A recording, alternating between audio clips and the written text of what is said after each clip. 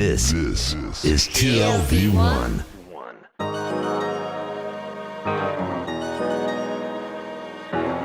The Tel Aviv Review.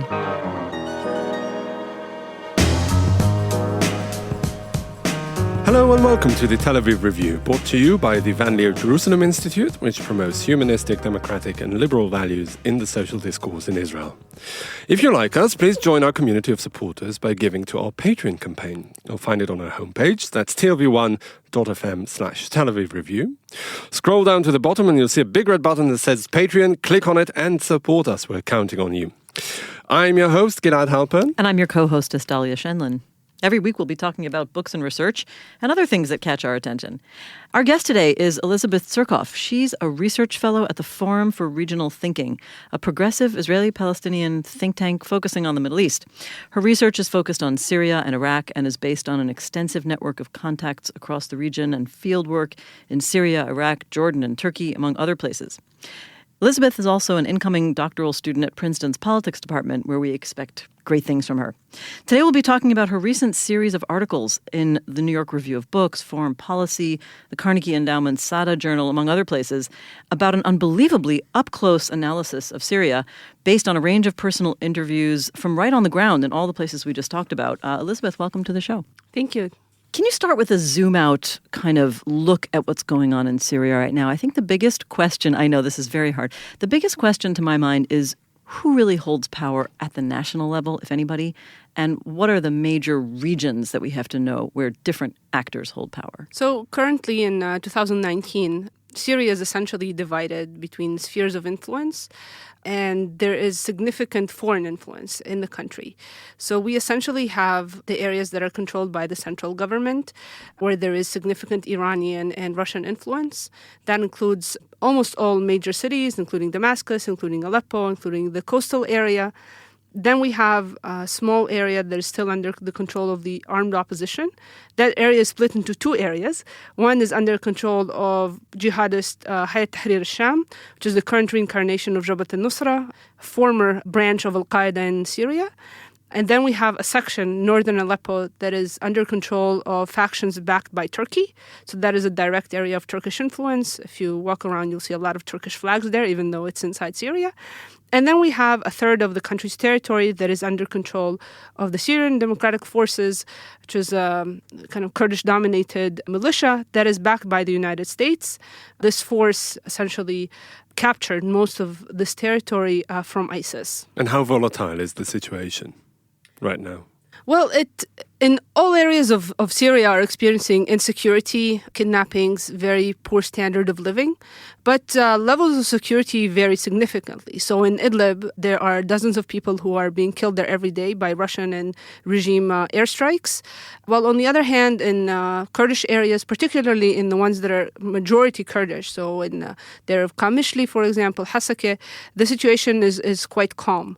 In regime areas, the main concern one would have when living there is the resurgent police state that is operating there and is conducting daily arrests of individuals who are then disappeared into torture dungeons and then several years later, sometimes several months later, emerge as corpses. So, I mean, this sounds to me like sort of a feeding frenzy of all these different actors who are involved. And when you say regime, let's just clarify, you mean the Assad regime, right? So, even the Assad regime is, as you point out, in some ways either influenced or practically controlled. Would that be going too far to say by Russia and Iran? So I would say that the Assad regime has benefited immensely from having two backers, that it can play off of each other.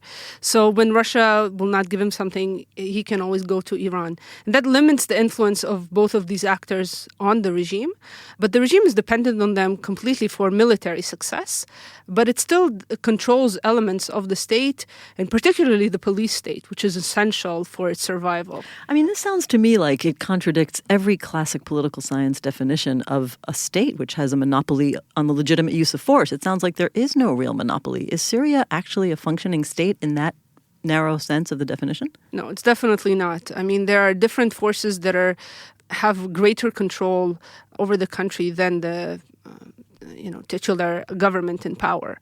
Turkey, Russia, and Iran are the ones negotiating over the fate of Syria, over how it will be divided, how the conflict will end.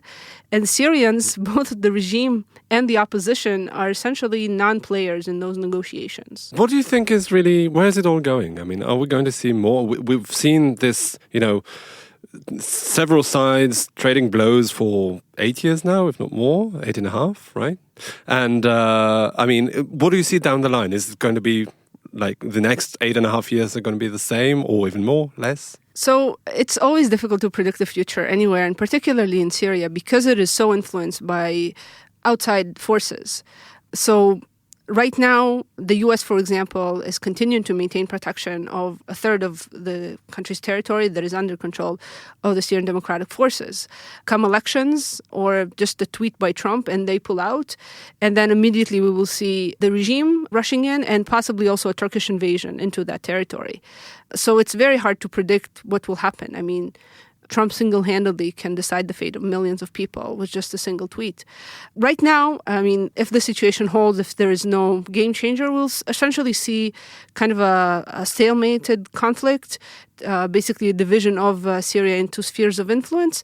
And all of this while there is immense human suffering on the ground. So it's a stalemate and it's like a frozen conflict, but it's not that individuals are kind of leading a normal life. It is daily suffering of various kinds in different areas of Syria. Some are getting bombed, some are afraid of being arrested, some are just living in deep poverty. I want to talk about one of the places where you did a lot of research and spent a lot of time, and that's the areas governed by Kurdish forces. First of all, sometimes I feel like I have to have a glossary here of all the different acronyms. Tell us about the SDF, tell us about the Kurdish Democratic Union Party, the PYD, and I'm curious to know whatever happened to the Free Syrian Army, the FSA.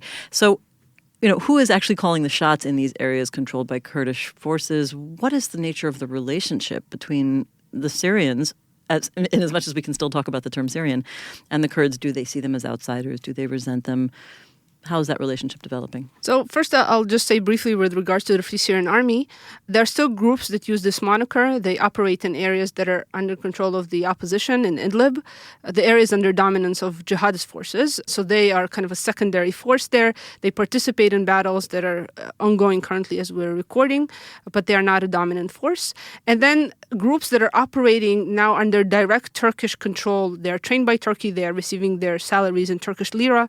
They also sometimes refer to themselves as Free Syrian Army, but they are quite different from the Free Syrian Army that existed in the early days of the armed, uprising against the regime. So in the first year, essentially since March 2011 until the end of 2011, we had largely peaceful uprising, nonviolent, and later we saw the emergence of Free Syrian Army groups, essentially local rebel groups. That kind of pattern doesn't exist anymore in Syria.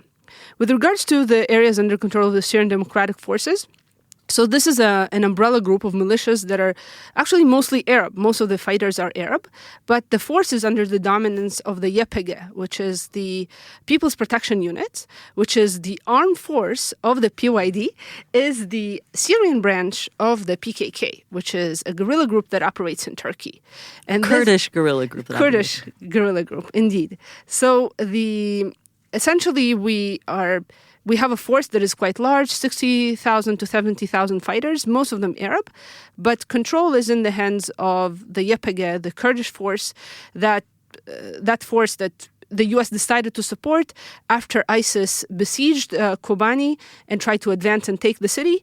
The U.S. decided to intervene in the war, finally after kind of not intervening for a long time or intervening in a very limited manner, to provide air cover for these forces as they fought to break the siege of Kobani and then advance against ISIS, then take over essentially a third of Syria, and 80% of its natural resources are now in the hands of the Syrian Democratic Forces.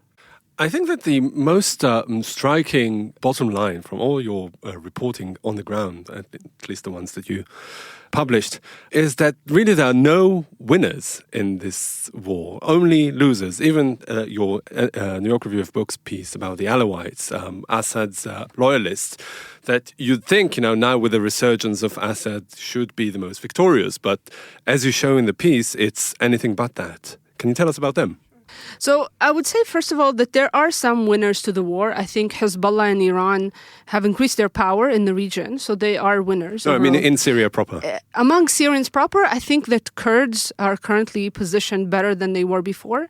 Under the Assad regime, they were denied the most basic rights. Many of them did not even have citizenship. They were not allowed to speak their language. They were not allowed to name their children Kurdish names. They were not allowed to study in their own language. And what percentage were they? Rights. They're about 10% of the population in Syria. So they now enjoy rights that did not have before, thanks to this autonomy that essentially exists under the Syrian Democratic Forces. With regards to the Alawi community, the term loyalist that is applied to them, I think, is very incorrect. And I say this based on conducting many interviews with members of the sect.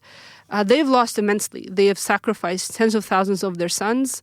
And to preserve a regime that is now in power, the Assad regime, that is much more corrupt and more violent and more oppressive than the one that existed before 2011, before the uprising started.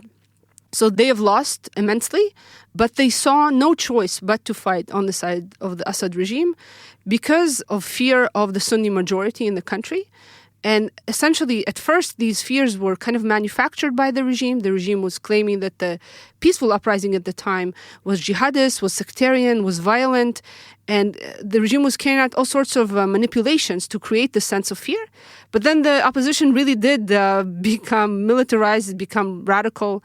So those fears were, it was a prophecy that fulfilled itself. And then really Alawis saw no choice but to fight for their survival. And also they have, most of the community is very poor. They cannot afford the bribes that would be necessary to either escape the country or to avoid military service. So they were thrust into this force and sent into the front lines and just killed, and tens of thousands of them have been killed. That's an important point, right? We hear so much about the millions of people. I think we're up to, 4 or 5 million people who've left the country, roughly? Over 6 million. Over 6 million. I mean, and sometimes I'm not sure if we appreciate it, but those are the people who had the means to leave somehow. The people who are left are those who were poor, and of course the country suffering from a huge economic crisis, the devaluation of the currency. What is the situation just day to day in terms of economic life, commercial life? So definitely the elite in Syria have either fled, and this is we see this in every civil war, I'm sure. Yeah. I mean, you know this from examining other civil wars. The elite always flees first. In the case of Syria, we also saw a lot of them, participated in the uprising and then were jailed for it and tortured to death or executed. So essentially now Syria has experienced a very massive brain drain. Many of the people who arrived in Europe, for example, are doctors, are lawyers, are engineers. So the people who have remained behind are mostly people who are not as educated, people who are extremely poor. They cannot afford to pay to be smuggled out of Syria. Essentially, all borders surrounding Syria have been closed since 2016, even earlier to Lebanon and Jordan. But then in 2016, Turkey sealed the border. So getting smuggled out is extremely dangerous. You get shot when you try to cross, and if you are caught in Turkey, you are deported back to Syria. So basically, only a person who can afford to pay thousands of dollars in smuggling fees can leave. So that means that very few can leave. So they are trapped inside the country. And many people would like to leave. I'm confident that if the borders were open now, millions of Syrians would leave if they had the opportunity. But they cannot, so they are stuck inside the country. The economy is in really terrible shape. The population is suffering immensely. I traveled around areas that were quite poorly developed and marginalized even before the uprising, the Kurdish areas. But also I went to Raqqa, for example, an area that was also marginalized, but not to a similar extent. But there you have immense destruction because of the war. So essentially the living standards of people has gone way, way down since the outbreak of the uprising. I want to focus, before we get to your own personal experiences traveling in the region, I want to ask you about, you just mentioned Raqqa, that was the so-called capital of ISIS. About the Islamic State organization. What is the current state of the Islamic State, as it were? I mean, in this, all this matrix of power that you just described, the stalemate, where are they in all that? And also, I'd like to ask you to look back on the last few years of the war and their participation in it. And I would like to know, to what extent were they really a strategic threat to the regional order or maybe the state order in Syria? Sometimes we like to pile onto each other, but now Gilad just piled onto his own question. Yeah, exactly. Well, I think, first of all, ISIS really was a significant challenge to the state order because it, broke down the borders between Syria and Iraq to establish the so-called caliphate. And it was also power that did not recognize any kind of rules of the game, which is quite different from, for example, Hayat Tahrir al-Sham, which is the jihadist group that is largely in control of Idlib. They recognize that they should not be carrying out attacks on foreign soil, for example. They are engaging diplomatically to some extent, kind of like the Taliban, as opposed to Al-Qaeda or as opposed to the Islamic State in Iraq and then ISIS. So one is kind of a state-centered approach. One adopts a state-centered approach, and the others are sort of saying we are meta-state, we are non-state actors. Exactly. And we're rejecting all forms of states, and we seek to expand, until we capture the entire world, essentially. So ISIS right now is gone as a territorial entity, but it is still able to operate. Its cells continue to operate both in Iraq and in Syria. In Syria, they are particularly active in the area of Deir ez-Zor, which is in the east of the country. It's an area that has been affected by the war quite significantly. And the last stronghold of the Islamic State was there in Deir ez-Zor, in Baghuz, in the town of Baghuz. That town was captured in March of 2019. And captured by the Syrian Democratic Forces with support from the United States. And then essentially those who did not manage to flee, ISIS leaders, commanders, fighters, were jailed by the Syrian Democratic Forces, and they are still held by the SDF in prisons. They have over 10,000 prisoners from ISIS. And then their families are held in the camp El-Hol, where we have Syrians, Iraqis, and foreigners. I visited that camp. The women and children there are quite radical, and I think that they are going to be a future challenge and future potential recruits or members of ISIS to assist the cells that continue to operate both in Deir ez-Zor and Raqqa. They're able to carry out attacks also in areas under regime control, in the Homs Desert, in the Badia area. So ISIS is actually gaining strength since the Battle of Baghuz. They're able to mount more and more attacks. And this is due to the weakness of the actors that are trying to combat it. And also the just geographic terrain. It's a mountainous and desertous area. It's very hard to police it. But are they just a nuisance, like a pain in the neck for the other actors, or are they really capable of making a strategic change? No, they are now just a pain in the neck. But this, of course, could change. There are now, fears that the U.S. will withdraw from areas areas that are where its forces are based in support of the Syrian Democratic Forces. I do think that such a pullout would allow ISIS to regroup and launch more attacks. Even now, the uncertainty of the SDF project and those areas is helping ISIS and helping other actors who seek to destabilize the region, including Turkey, including the regime. There's so much to ask about Syria itself, but I want to talk a little bit about your experience and your approach. I mean, you've written about the Alawite community. You wrote about the Kurdish community. You've written about pretty much all of the different communities that possible. And I feel like you treat everyone with a level of empathy, even when they're viewed as the bad guys. I mean, specifically, I was thinking of that when I read your article on the Alawites. Was that your goal on purpose? Is that what you were trying to do? You set out to say, I'm going to look at every different people community in the Syrian mess and see what I find. Yeah, I mean, I see the people who live in Syria as fully human, and I empathize a great deal with them, regardless of which side of the conflict they're on. Of course, there are many people who are war criminals and I think should face justice. But then there are so many people who conditions kind of propelled them to participate in armed conflict, to maybe exploit power that they now have, to engage in corruption, to survive. And I think that there is a tendency in civil wars, on all conflicts, to say, there's a good side, there's a bad side, jihadists are bad or regime fighters are bad. But I think at the end of the day, they're all human, and I think that most people are redeemable. even people who hold quite extremist views. And I say that based on my personal experience and also my experience of talking to individuals across Syria. What was your experience talking to individuals? Is there any moment that stands out for you as the one that made just an enormous impression from any of the locations you've been in? You've been to some unbelievable locations. So, for example, I mentioned that I recently visited the El Hol camp. And I met people there some of them are quite extreme. They hold quite extreme ideology. They were still quite friendly and open to talking to a foreigner. And I've kept in touch with some of the people I met there. And it's not an easy conversation. They are ISIS supporters. But I think that so often when people are propelled into conflict, it brings out the worst in them. They don't engage with people who try to change their mind. They don't engage with people who hold different ideas. They become clustered into kind of their own communities. So I think with some people, it's not worth the effort to really try to change their views. They are very set in their ways. They've also committed crimes in the name of an ideology. They do not want to feel that they've done anything wrong. Have they told you about that?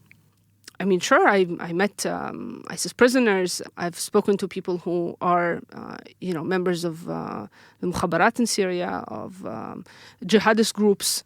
Of course, they justify all their crimes. How? Well, for example, I used to talk to a rebel fighter who operated in Quneitra. It's one of the factions supported by Israel across the border. And whenever they would capture regime soldiers, they would find out what their sect is and would execute the Alawites, members of Assad's sect. And I was trying to understand what's behind this policy. And he was like, yeah, they would do the same to us. So it's so easy to find justifications. Then I met him in London. And just a few months ago, when I was on a visit, he managed to reach the UK. And he was so nice and so lovely, brought me flowers. So I think war really brings out the worst in humans. And of course, I think people should face justice for their crimes. But it's also, I think, so many of us, if we were propelled into that kind of dynamic, we would also unfortunately partake in crimes. What was the setup of these meetings, these interviews? Here comes this white Western woman who's fluent in Arabic, but still, I mean, not one of theirs. And, with an emphasis on the fact that you're a woman, I'm sure it's a problem. And the other big elephant in the room. So do they know anything about your background? How did you manage the dynamic of such interview? People I meet in person, people whom I've known before, obviously they know who I am. When I walk around in the streets of Raqqa, for example, or El Hol, I don't announce that I'm Israeli. I say that I'm a researcher. I come from the United States, which is technically true. That's where I live. And I interview them, and I do not try to present my views I do not try to accommodate them. I just treat them with respect and compassion. And most people are very keen, very interested in talking. But why is that, do you think? Well, I mean, I think that very few Syrians have been asked to share what they've experienced. They have an immense desire to share their pain, to share their story, to share how they feel they've been oppressed and how injustice was done to them. So they are very, very hungry for anyone who is willing to listen. And they're not worried about expressing their views you've changed their names, but I mean, are they not concerned, even with changing their names, with being in the Western media at all and saying very honest and critical things? No, I would say that the only instances when I had situations which people wanted to talk but did not want to talk about certain aspects that I was researching was when there was a direct fear of someone will punish you for it. So, for example, I am currently doing some research into the situation in Afrin. Afrin is once a Kurdish majority area that was occupied by Turkish-backed factions and Turkey directly, and there are daily human rights violations there. So I was talking to a rebel fighter in the area about the violations that are happening, and at first he was quite cooperative when talking about other Syrians committing crimes. But when I asked him, why is Turkey not doing anything to stop it, he immediately changed the subject because this is way too sensitive. The same with, when you interview people from the Alawi sect, They are willing to talk about issues of corruption, for example. They are willing to talk about local issues. They're willing to talk about their loss, obviously, their perspective on life. But most will never dare, at least the ones who are inside Syria, to express any criticism of the regime of Bashar or the people right around him. And you say you don't announce that you're Israeli, but I mean, when you're interviewing somebody one-on-one, do you ever feel like you have to disclose it? And what's the response?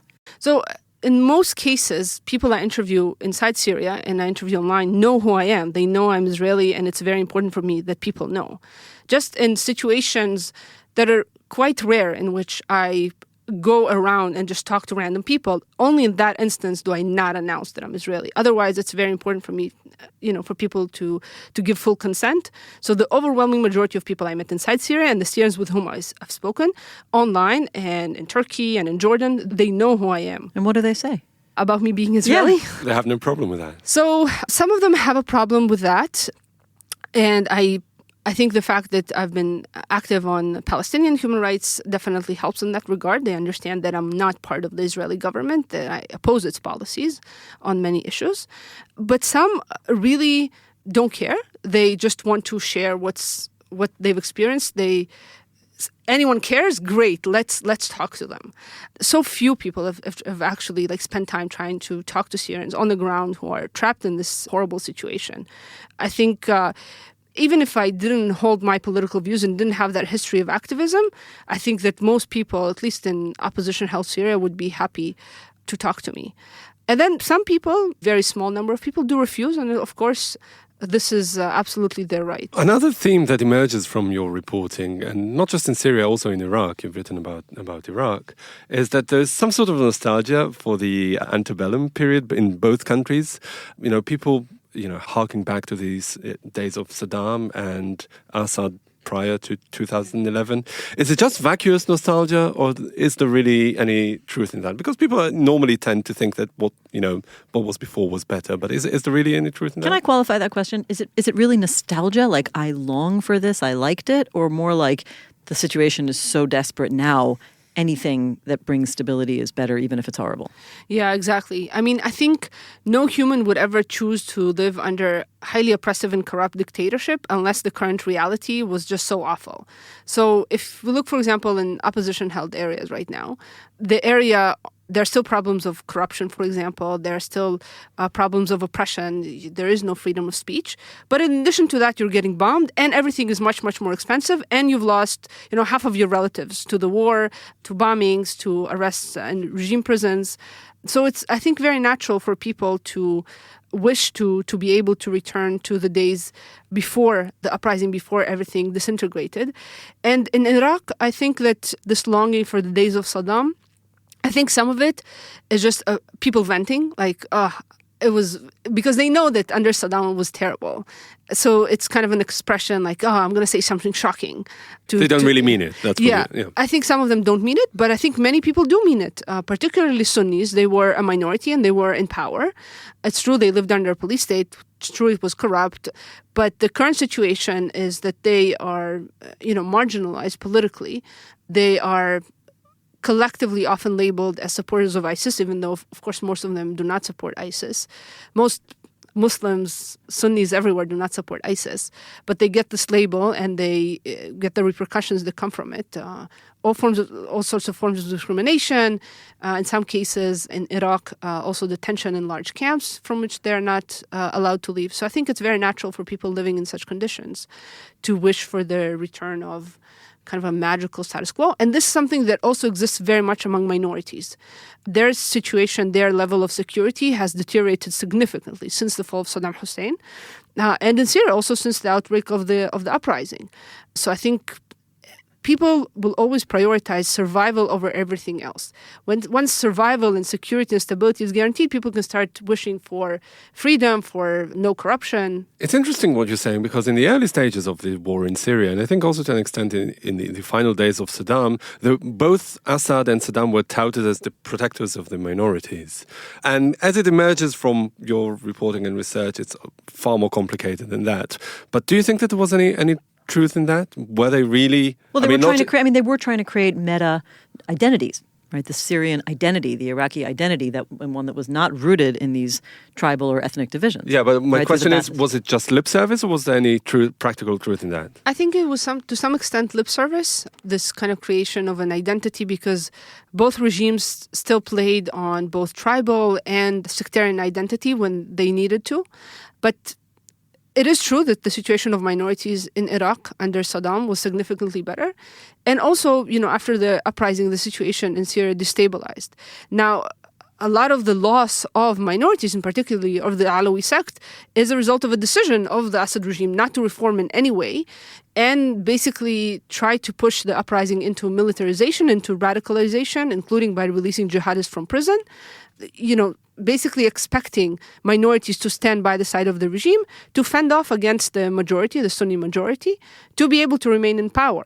So, of course, it would not be correct to say that the Assad regime is a protector of minorities. We're running out of time. We only have like 7,000 questions left. So let me just ask you quickly about your background. I want to conflate my many questions about your personal background and what drew you to this. But you do come from an unusual background for studying this. I mean, as an Israeli, your family's originally Russian, and you were brought up in right-wing circles.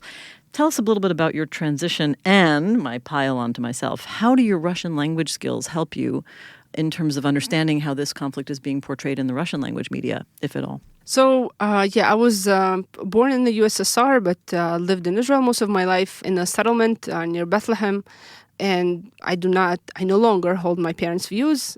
This transformation happened through talking to Arabs online, reading a lot about the region. Well, I thought the internet was the source of all evil. No, it actually can do some good. I met some really, really exceptional human beings through it. People, I wouldn't have had any other way to connect with them. People who spent hours with me, providing me with useful information, people who hosted me, people, incredibly friendly and supportive individuals who are now some of my closest friends. So internet is not all bad, although there are a lot of bad people on it. Sounds like the world. So that's true. So I think that experience is definitely one of the reasons why I think that so many humans are redeemable. There is some good in most of us. I've met some people where I really feel there's nothing good in them. But with many people, I think it's unfair to judge people in a war zone by the same standards we set for ourselves in our comfortable lives. There are all sorts of experiments done on human beings that show that when given the right incentives, we will carry out quite grave atrocities. So this root of evil is inside all of us, unfortunately. For more understanding on that, you might want to listen to our interview with Christopher Browning. With regards to my Russian language, it's quite useful in following, the propaganda put out by Russia regarding the conflict in Syria. Russia is a party to the conflict, and particularly since its direct intervention in September 2015. It's been putting out more and more propaganda. It has very concrete lines, for example, saying that rebels gassed themselves and their children in all the chemical attacks that have occurred, despite the findings of UN chemical watchdog. So it's useful to understand what's kind of the line that they're spinning, which unfortunately there's some receptivity to it among the Western left and the Western far right. They both kind of like Assad. One for killing so many Muslims and the other for being, resistance, anti-imperialism, I don't know what. I don't know what either. We haven't really mentioned Israel, and I'd just like to ask you, Israel's policy vis-a-vis the Syrian civil war has been to sit on the sidelines, more or less. Do you think that was the right approach, or could they have done things differently? It's a question that I grappled with quite a lot, because at the end of the day, I think Israel is one of the main losers of the Syrian war. Obviously, the Syrian people have lost the most. But Israel is now in a strategic position that is significantly worse because Hezbollah is right on the border. Iran is resurgent. So what could have Israel done? What could have the leadership here done to alter the course of history? I think that Israel, because it did not want to intervene in the war directly, which I think was the right decision at the end of the day, we saw what happened in the intervention in Lebanon, had quite limited tools at its disposal. And its attempt to work through other international actors have also yielded very limited results.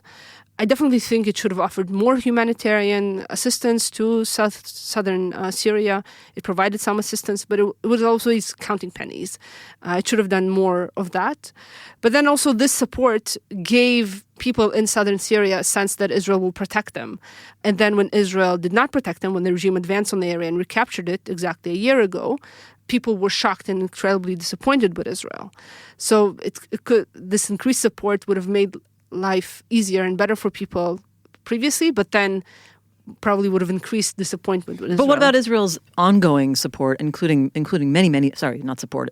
Israel's ongoing intervention and hundreds of military strikes against Iran's presence in the region? Do you think that's been a successful policy? Well, I think tactically it's been very successful. Israel is able to hit, flights right after they come in. It's able to assassinate leaders. But strategically, it's a failure. Overall, Iran is stronger. Hezbollah is stronger. Hezbollah fighters now have greater military experience than Israeli soldiers. They fought for the past several years against the Syrian people, in both urban terrain and rural terrain, mountainous areas. So they have a great deal of experience, and they've also worked closely with the Russians in some fields of operation, for example, in Aleppo and Hama. This all gives them greater level of sophistication and military prowess that, eventually may be used against Israel. You said earlier that you disapprove of predicting the future, and I'm sure you also disapprove of engaging in counterfactual history. But I would like to ask you this nonetheless. Do you think that if Israel had made peace with Syria and given back the Golan Heights and fully normalized relations with Syria, say in the beginning, in 2005 or whenever it was still possible, fast forward to 2019, would it have made things better for Israel or worse strategically? That's a good question. I do know that it would be worse for the Druze living on the Golan, because they would be also exposed to the war, to its dangers. But for Israel's regional interests? I think we would have seen, maybe Israel, not providing any kind of support for the opposition. It really depends on what this kind of deal would have entailed. If it had entailed cutting off of ties between Hezbollah and Syria, which is what Israel demanded at the time. If there was such a deal and, Syria was presumably more kind of in the Western orbit, possibly things could have turned out differently and maybe in a way that is beneficial to Israel. But it's so hard to understand. Okay, great. Let's ask you another future prediction, but I think we have to end after this. But it's a complicated question. All I wanted to ask was whether Syria can really, hold together. Is there ever going to be a common Syrian identity again, where when you ask somebody, where are you from, they say, I am Syrian, and especially given what you talked about before. We have Kurdish forces holding one area, Turkish forces practically behaving like a sovereign in other areas, the Alawites who are really pushed into this position of being in opposition to everybody else.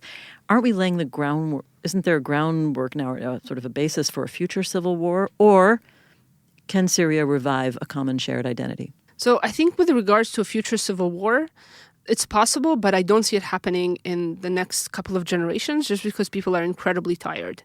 And you see that in Lebanon, for example, where Hezbollah has more and more power and sometimes use force against other Lebanese factions. And people essentially quieted down, the opposition to Hezbollah, fearing another civil war. This is a major concern. And Syrians are incredibly, incredibly tired. They do not want another war, and they're willing to accept a lot of suffering to avoid the outbreak of another war. So I think things will be quiet in the sense of no military action.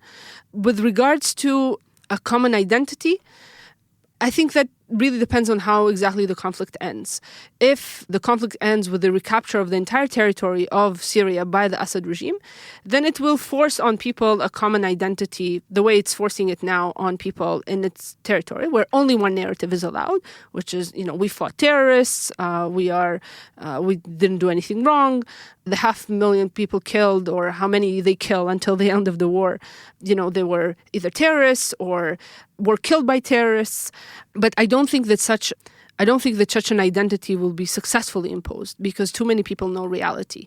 Even in the major massacre that Hafiz al-Assad committed in Hama in the 1980s, it quieted it down. There was no discussion of it allowed in Syria, and yet people knew about it. Now everyone knows. So I think people will be silent, but their sense of identity will still be one opposed to the regime. With regards to a common Syrian identity, I've asked Syrians about it, and some said the only thing that unites us is maybe food and a password. And some people say, no, there are some things that that still connect us, certain characteristics, etc. But the country is deeply divided, and I think as long as the Assad regime remains in power, there is no way for these rifts to heal because only one narrative is allowed. It's not a situation where we have, no winners, no losers, and then everyone can try to come together and discuss what happened, who was wrong, that there were crimes committed on all sides. The current situation, the current trajectory of the conflict of essentially a regime victory and maybe some parts of Syria not being regained by the regime, remaining under Turkish control, whatever, this is not conducive of kind of any healing of rifts. And also, refugees will not be able to return. So that means that there's a large Syrian diaspora. It may have a beneficial effect on the country in the future. But right now, Syrians, really many of them hate each other and do not talk to one another. They're in their own bubbles. Well, on that unoptimistic note, there's a long road ahead, but you really helped shed a lot of light, I think, on the situation on the ground. We encourage our listeners to read all of Elizabeth's writing on everything this. You've ever written. It's Elizabeth Tsurkov, thank you so much for joining us today. Thank you. It was such a pleasure. I'm a big, big fan of yours. Oh, wonderful to hear. And also big thanks to Gizem Ozdemir, our sound engineer, and to Itai Shalom and Georgia Foscarini, our producers, as well as the Van Leer Institute for their generous support. And now we've got a small request. Many or most of you listen to us on the Apple Podcasts app, and we would like to ask you to please consider writing us a review. Also, you can support us by going to our website, that's tlv1.fm/Tel Aviv Review, and subscribing onto our Patreon campaign. Check out our archive. It has more than 500 interviews. And if you like what we do here, you can also like us on Facebook. Our page is called the Tel Aviv Review Podcast Ideas from Israel. And of course, do not forget to follow me and Dalia on Twitter. Join us again next week for another edition of the Tel Aviv Review. And until then, from Dalia and from me, goodbye.